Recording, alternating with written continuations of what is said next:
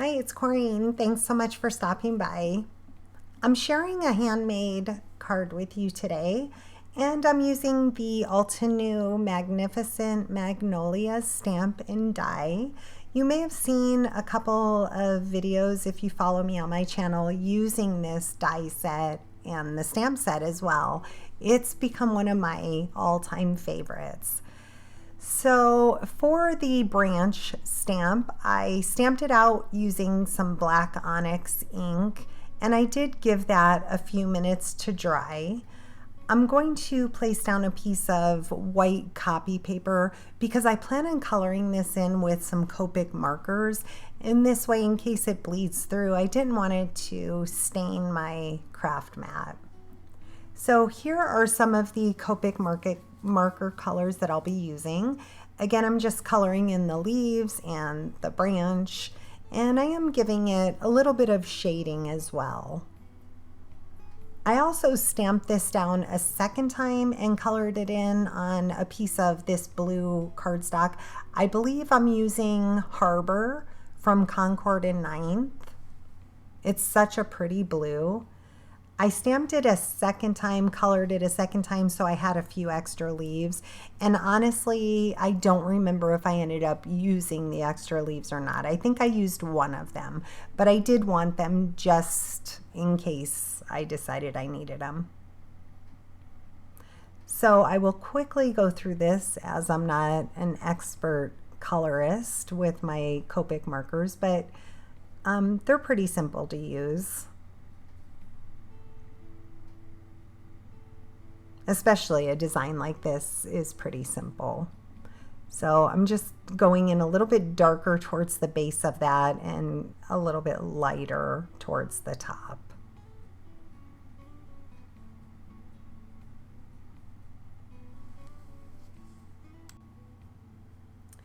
Throughout today's card, I do use all Concord and Ninth cardstock. That's my go-to cardstock.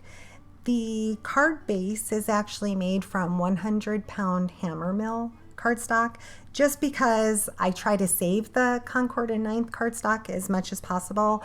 So instead of using it for a card base, I'll usually use either a black or a white card base, and in today's case I use a white card base. So you'll see several layers of matting that I do on the finished product here, but I'll show you that as we go. The card base today is a 5 by 6 1/4, and I used 4 of the flowers. All 4 of the flowers actually that come with the Magnificent Magnolias. It's their keyhole system, so they are super simple to put together. Their keyhole system also comes with some layering instructions, an instruction guide, so it's great to follow that as well. But if you just follow the shape, essentially, whether it's the keyhole, the arrow, just follow the shape and put them in order, they will line up perfectly. So here is an embossing folder, Raised Sentiments by Altenew. Again, one of my favorites. It has some beautiful wording on it. Sending love, miss you. It's kind of like an all occasion stamp set. It could be used for birthday. It has we appreciate you. It's just basic wording in the back. So I went ahead and embossed this. I ran it through my Sizzix die cut machine to emboss it. And after embossing it, I wanted to use some white pigment ink and run it across the wording just to make it stand out a little bit more. And I love how it looks over the leaves. I love that it makes the words stand out over the leaves. So pretty. So I'm just kind of turning my cardstock every which way, running it over, very gently running it over so it just grabs the words.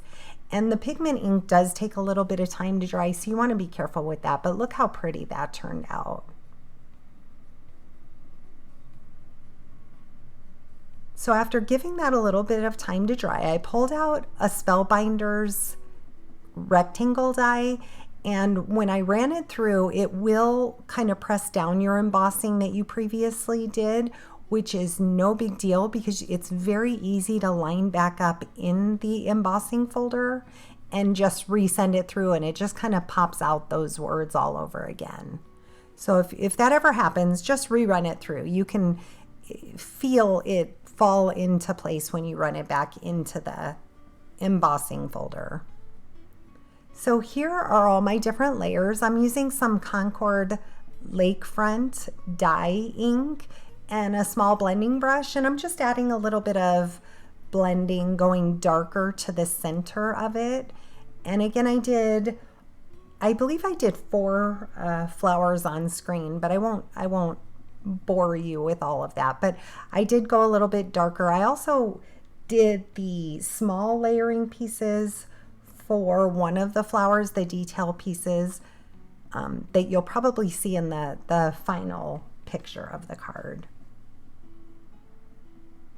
I'm working on an Altenew sticky mat, and I have that adhered to it. It sticks to a glass mat very nicely, so I have that adhered to, I believe it's a 9x12 Simon Says stamped glass mat, and I always keep this Altenew sticky mat on it. After I clean it, I put some sticker paper on top to keep it dust free, and I just always have that easily available to ink blend on it. So now I pulled out a craft mat, my fine tip glue bottle, and I'm just adhering those down. I've made several of these flowers, so I know how they go together, but it does come with that instruction guide that I followed the first time that I put these flowers together, and it makes it so easy. This is some, I believe it's honeycomb cardstock. And again, just layering all these pieces. Here on this flower, I add the detail pieces. I left them off on the other flowers. It just depends on the look you're going for. Sometimes I use these detailed pieces, other times I don't bother. So now for these pieces, I really wanted a lot of dimension with this card. I found it a little bit easier to add the foam pieces before gluing them down. On other pieces, I added the foam tape afterwards. So if recreating them, I will do it like this again. I just add the foam pieces beforehand. Then just add a little bit of wet glue to the center and just really press that down to give it a minute to dry. And in the end, this card has a lot of dimension, which is what I was going for. So as far as shipping, I do make an envelope for this card, but I would probably still ship it either in with a gift in a small box or a bubble shipping envelope, or hand deliver it. So now I really wanted to layer this up, but I didn't want to waste my cardstock. So I used another smaller rectangle die to go in the center of the colored cardstock, and I'll save those pieces. I save all my scraps from Concord and 9th cardstock, and I cut a thin piece of, it was about 53-pound white cardstock to go in the center so it doesn't sag in the middle. So it kind of takes place of the cardstock that I cut out. You don't have to do that, but I like it to make sure it feels even across the whole card. So here's what you see me gluing into the center. Again, just to give it an even layer. So I put a layer of nutmeg cardstock, and then of course the white piece. Then this is Lakefront, that's one of their newer colors. Such a gorgeous color. Layered that on. I'm keeping everything in my scoreboard. It just makes it easy because I have the card base taped down, so it kind of holds everything in place. Then I do another white to, again, even that piece out, so when I put my main piece on, it doesn't sag. Here is another layer of the nutmeg, and then it'll be my final, after I add the white piece in the center, it'll be my final main panel that I put on.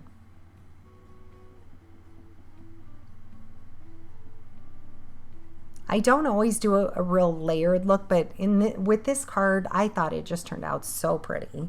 So I'm using my Fabri-Tac Beacon glue. This is a really strong glue. Adhered that down. I did give that some time to dry, and I'm trying to still be careful with the ink and coloring on it. And now I'm just going to kind of lay out the flowers, see what I like.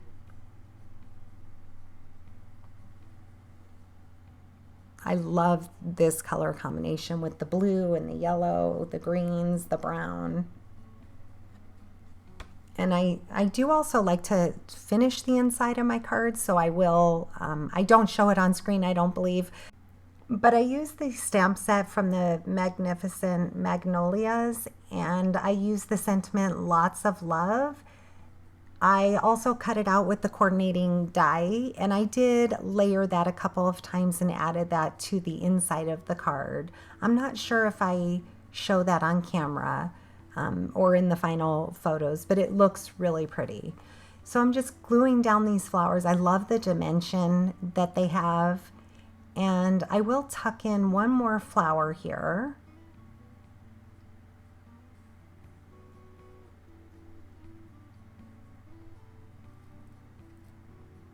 I do finish this card off with some clear dewdrops, which with the glue, they end up drying completely clear. So they take on the color of whatever they're on top of. So when I put them on the yellow, they're just so pretty because they really do look like raindrops or dewdrops. So I especially like to use those on cards with flowers. So just using my wax tip and my fine tip glue bottle, I was able to add those on. And I'll give you a close-up look here of the dimension. So here you can see how much that embossing with the white ink and the clear dewdrops adds to that card. And I just love the dimension of it. So again, I do go back and add the sentiment to the inside.